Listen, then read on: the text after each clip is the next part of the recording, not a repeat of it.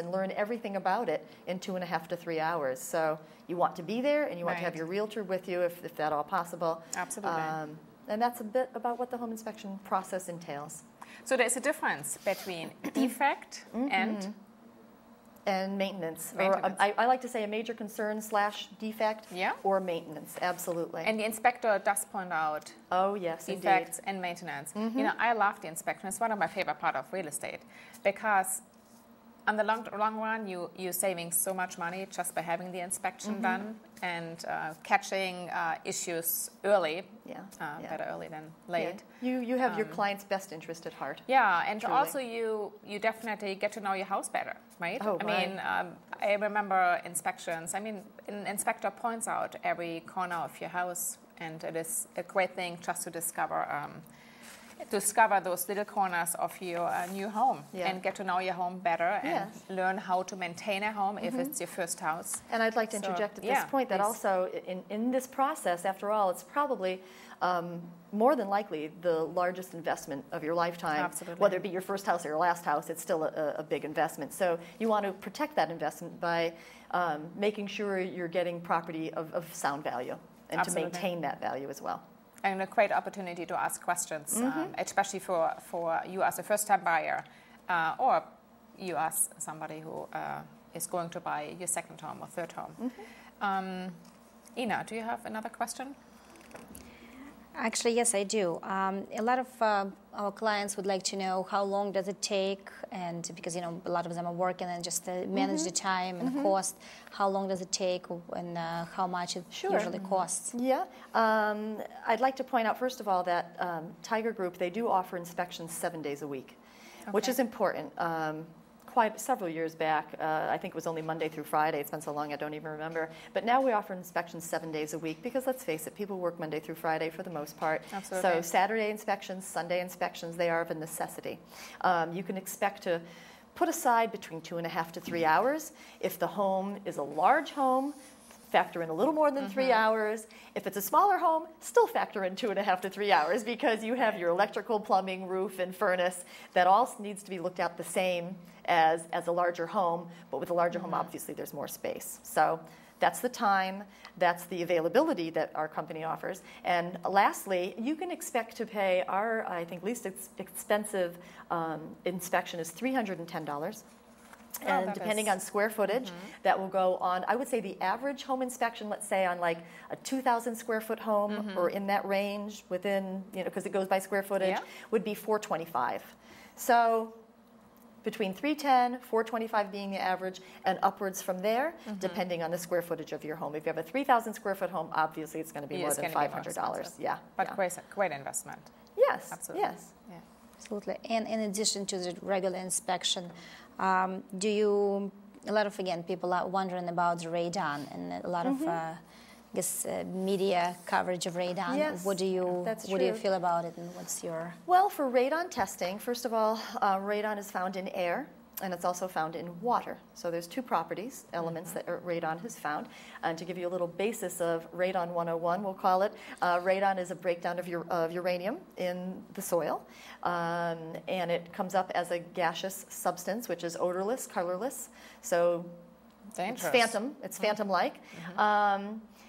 We give you information about radon if you feel as though it concerns you, because it is a cancer-causing property, gas, then you might want to test for it. I would say about half of our customers test for it. Only half? Only half, wow. yes. Surprising. It's real. I always think it's more, but it's not. It's usually only about half. It's a personal issue, I would feel. So do you think people are trying to save money here, cut costs back? A surprise perhaps people. That's perhaps, or perhaps also the home that they're buying. Maybe the person's been there only a year or less, and they have documentation showing that they had an acceptable level. And they're going to take that for granted. That's the truth at this point. Mind you, things change over time. But if radon concerns you, then you should test for it. Would you recommend testing for it? If I was in a home that had a finished basement, and my children and my family and my loved ones and my neighbors and whoever was over spent a lot of time down there, I probably would test for it, yes, because I would feel an obligation for their safety and for $115 to have some peace of mind for your health and your family and loved ones and human beings in general, it's worth it. Yeah. How about the water? Radon in water? Radon water, it's actually the off gas. So say you're taking a shower, and there's that off gas of the water as it's hitting yourself or the shower. That's where the radon would be found, and they would actually take a sampling of the water to test for the radon. Interesting. Another question? Do you have another one? Absolutely. We have many questions for you. One of the questions, actually, let's talk a little bit about the report. Okay. Like when we're all done with the inspection and the realtor is waiting anxiously to receive, to negotiate about all those inspection issues coming up, how does that report look like with Tiger inspection? Well, we offer two types of reports, first of all. We have a computerized report. Okay. Very nice. Yes, which is easy. Clearly what mostly everybody wants. And you receive that report within 24 hours. Okay. Okay. The checklist slash narrative, they're both a narrative, but that you do receive on site. The buyer gets 2 copies, of which obviously they usually give their representative 1. But regardless of whether you have a digital report or a checklist handwritten narrative, they're going to recap the report with you at the end of the inspection. Oh, so they set aside some time to give you a bit of a summary so that you, well, you've been on the inspection for the most part anyway, and you know where your areas of concern are, if any at all. Not all homes have concerns. Absolutely. Okay. I like to point that out. So you could take that information at that time and start working with your client and, being the real estate, taking over in your real estate role as an agent, that is. Okay. So a buyer can expect the report in 24 hours. Yep. That is or plenty of time to address inspection issues. Right. Yep. Yeah. Plenty of time. Let's see if I find another question. Okay. If we have not answered. Nope, I think those were questions clients ask you, Joan. Yes. I have questions for you too. Actually, there's one more, and I'm going to read it to you. Okay. A client is asking, we purchased a house about a month and a half ago. During escrow, we had a termite inspection done, but none were found.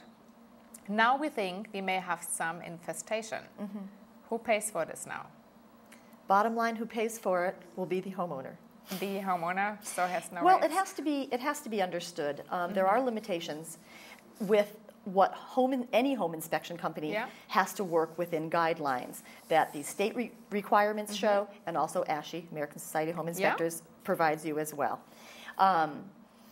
If at the time of the inspection there is zero evidence of wood-boring insects, be it the mud tubes from termites, be it the frass and remains of activity, or active water penetration, where there could be rot and subsequent some other sort of termites, powder post beetles, and so on.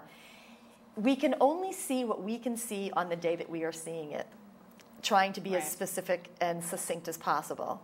So if, what was it, a month and a half, this particular client had a question for, if a month and a half later, they now feel as though they have an wood-boring insect problem, I would still recommend you call the home inspection company just to go over the report again, speak with the inspector again, get a little more information, peace of mind perhaps. But at that point, they would probably have to bring in an exterminator and more than likely take care of it themselves. Things start somewhere, and it's not necessarily on the day that the inspection took place. I don't know how else to put it to you. So you can only see what you can see at the time. It's either there or it's not. Exactly. So either it's visible or not. And I think that's a part of the contract, I guess, too, right? I mean, it has to be a visible issue. Yes. Yes. If it needs to be addressed. The wood destroying insect is a bad little insect. It is a bad little insect. If we there is the home inspector, and there is also the wood destroying insect inspector. Well, Terminator, the exterminators. So often with different home inspectors, what I have seen is either the inspector checks for those wood destroying insects. Sometimes they hire a terminator